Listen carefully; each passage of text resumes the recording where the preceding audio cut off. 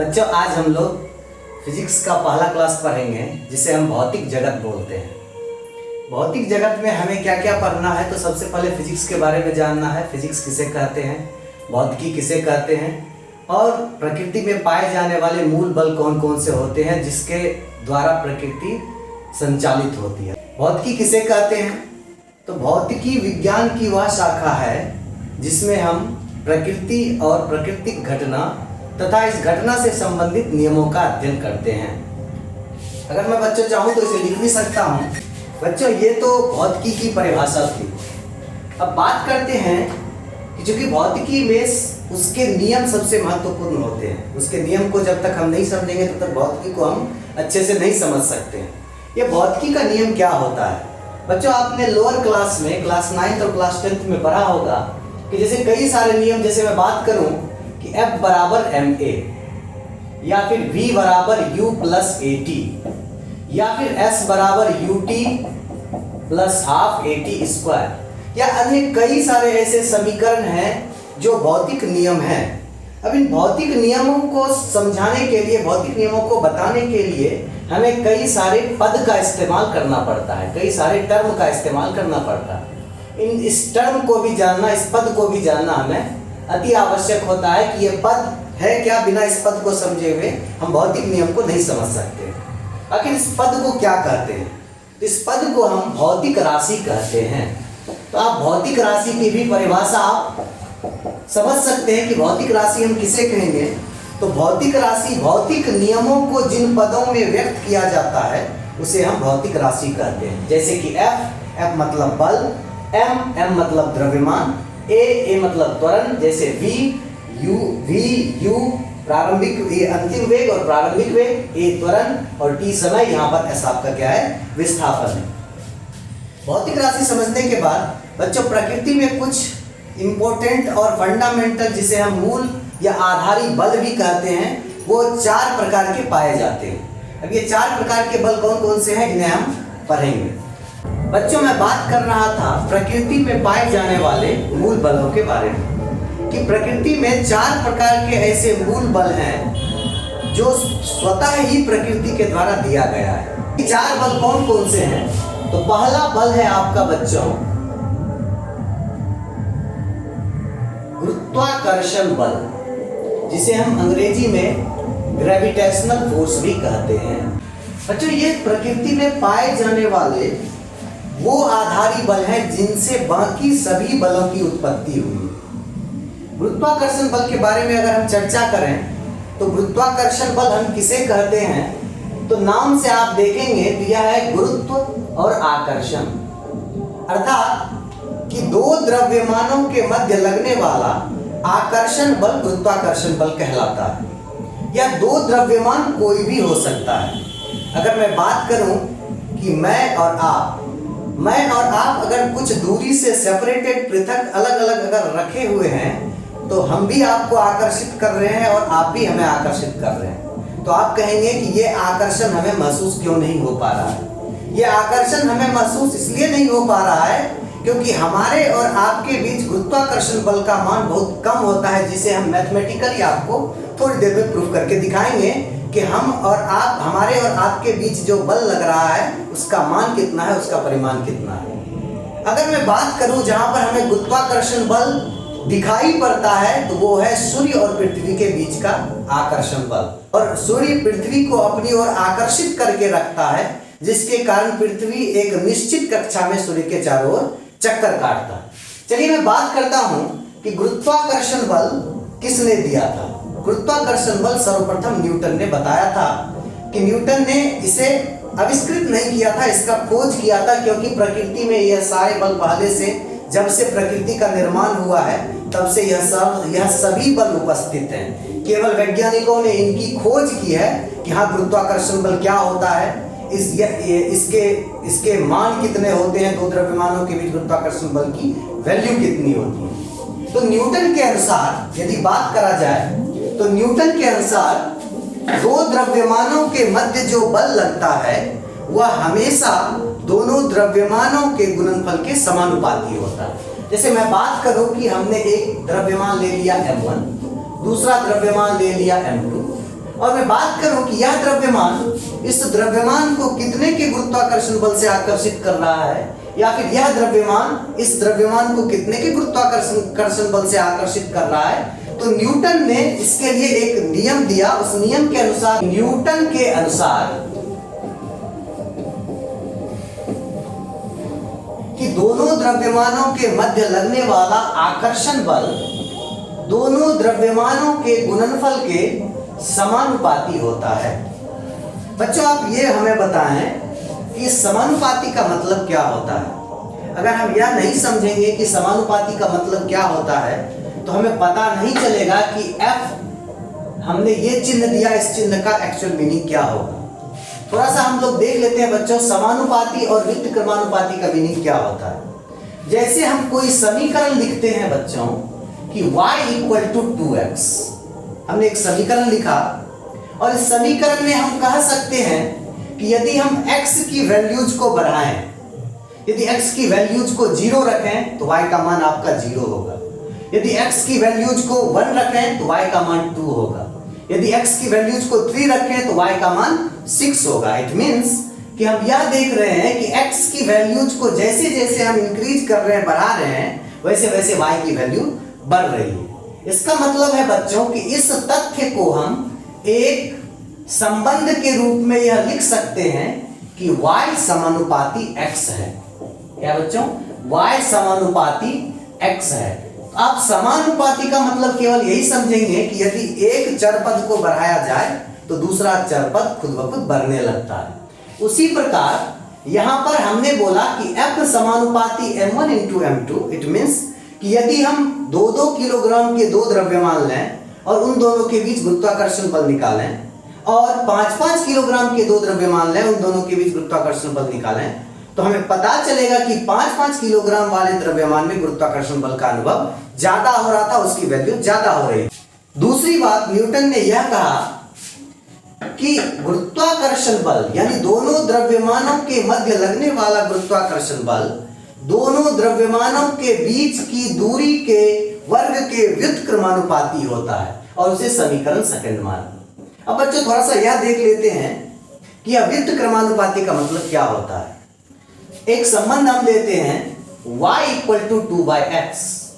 बच्चों जब आप इस संबंध को देखोगे तो आप पता पड़ेगा कि अगर मैं x की वैल्यूज को 1 लूं तो y की वैल्यू 2 आ रही है, और यदि x की वैल्यूज को 2 लूं तो y की वैल्यू 1 आ रही है, और x की वैल्यूज 3 लूं तो y की वैल्यूज 1 से भी कम आ रही है। इट मींस कि अगर हम एक चरपद को बढ़ा रहे हैं तो दूसरा चरपद घट रहा है। बच्चों इसी संबंध को हम व्युत्क्रमानुपाती कहते हैं, इनवर्स प्रोपोर्शनल कहा जाता है। व्युत्क्रमानुपाती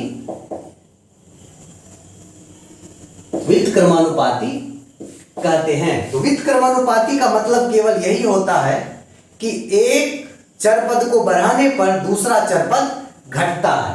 इस संबंध को बच्चों ऐसे लिख सकते हैं y व्युत्क्रमानुपाती x। आप याद रखेंगे कि समानुपाती और व्युत्क्रमानुपाती का जो चिन्ह है वह समान होता है। केवल शब्दों में हम व्यक्त करते हैं कि अगर एक अंश में हो एक हर में हो तो हम उस संबंध को कहते हैं व्युत्क्रमानुपाती, और दोनों यदि अंश में हो या दोनों हर में हो तो संबंध को हम क्या कह देते हैं? समानुपाती कह देते हैं। मींस इसको हम कह सकते हैं बच्चों कि यह संबंध कैसा है? व्युत्क्रमानुपाती है। अब इन दोनों समीकरण को बच्चों मिलाया जाए तो हम लिख सकते हैं समीकरण 1 और समीकरण 2 से F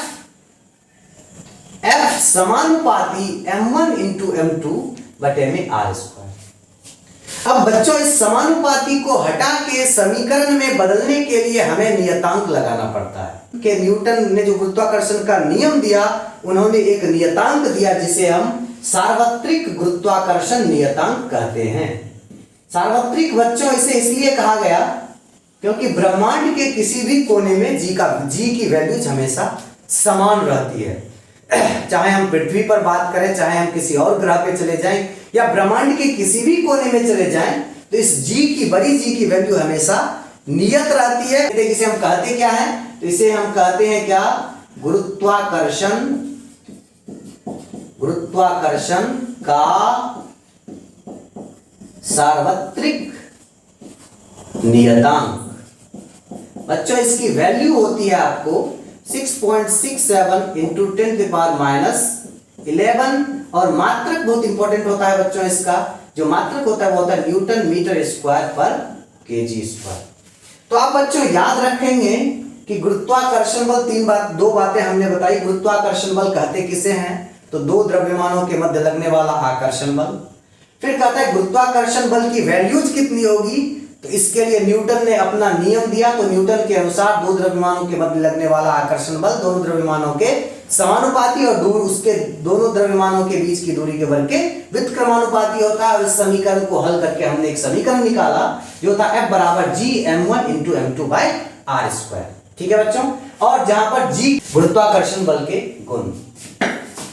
बच्चों सर्वप्रथम गुरुत्वाकर्षण बल का पहला गुण है कि गुरुत्वाकर्षण बल की प्रकृति हमेशा आकर्षण की होती है। कैसा भी द्रव्यमान हो, सूर्य हो, पृथ्वी हो, चांद हो या कोई अन्य ग्रह हो या हम हो, आप हो, मोबाइल हो, कंप्यूटर हो, सब में जब भी गुरुत्वाकर्षण बल लगता है तो हमेशा आकर्षण प्रकृति की होती है। यानी एक वस्तु दूसरे वस्तु को हमेशा अपनी ओर आकर्षित कर रहा होता है, अपनी ओर खींच रहा होता है। तो हम लिख सकते हैं गुरुत्वाकर्षण बल हमेशा आकर्षण प्रकृति की होती है।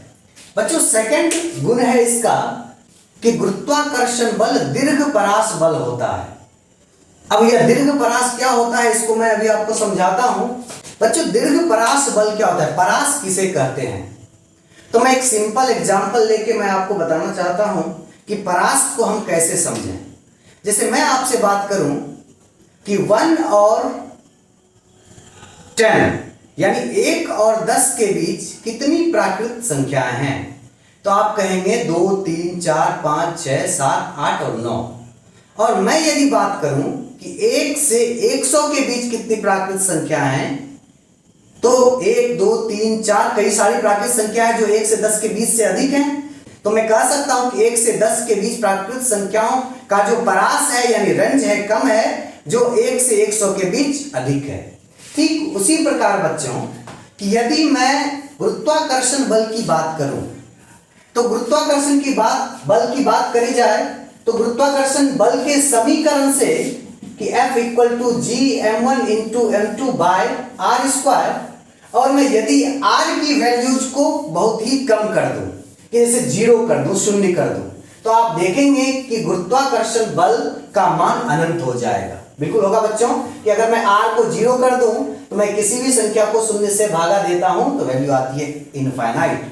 और बच्चों आप ध्यान दें कि बिल्कुल ऐसा ही होता है ब्लैक होल के केस में, क्योंकि ब्लैक होल में गुरुत्वाकर्षण बल का मान बहुत अधिक होता है। ऐसा इसलिए होता है क्योंकि वहां पर सारे द्रव्यमान किसी एक छोटे से बिंदु में कैद हो जाते हैं। इट मीन्स कि द्रव्यमानों के बीच की दूरी बहुत ही छोटी हो जाती है, शून्य के करीब हो जाती है, जो उसके बल को क्या कर देता है? अनंत कर देता है, बहुत ज्यादा कर देता है। इसलिए वह सभी चीजों को अपनी ओर आकर्षित कर लेता है, इवन कि प्रकाश को भी वह आकर्षित कर सकता है।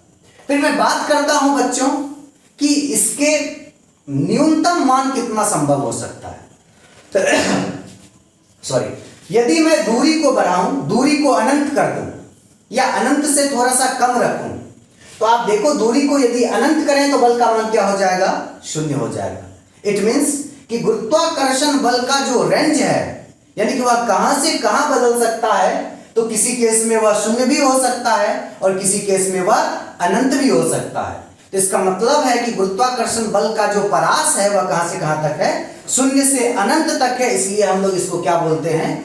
दीर्घ परास बल बोलते हैं। यदि वह बल जिसकी मैं बात कर रहा हूं वह दूरी के वर्ग के व्युत्क्रमानुपाती है, तो बिना सोचे समझे हमें कह देना है कि वह बल कैसा होगा? दीर्घपरास बल होगा।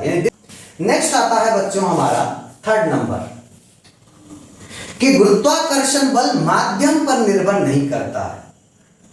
कि हम इसको लिख सकते हैं बच्चों, अर्थात इसका मतलब कि यदि मैं 2 द्रव्यमान लूं और 2 द्रव्यमानों को अभी हवा में रखूं, अगर इन्हीं दोनों द्रव्यमानों को मैं किसी पानी में रख दूं या केरोसिन तेल में रख दूं या किसी अन्य माध्यम में रख दूं, तो भी इन दोनों द्रव्यमानों के जो मध्य बल होगा वह हमेशा वही रहेगा जो दोनों द्रव्यमानों को हवा में रखने में प्राप्त हो रहा था।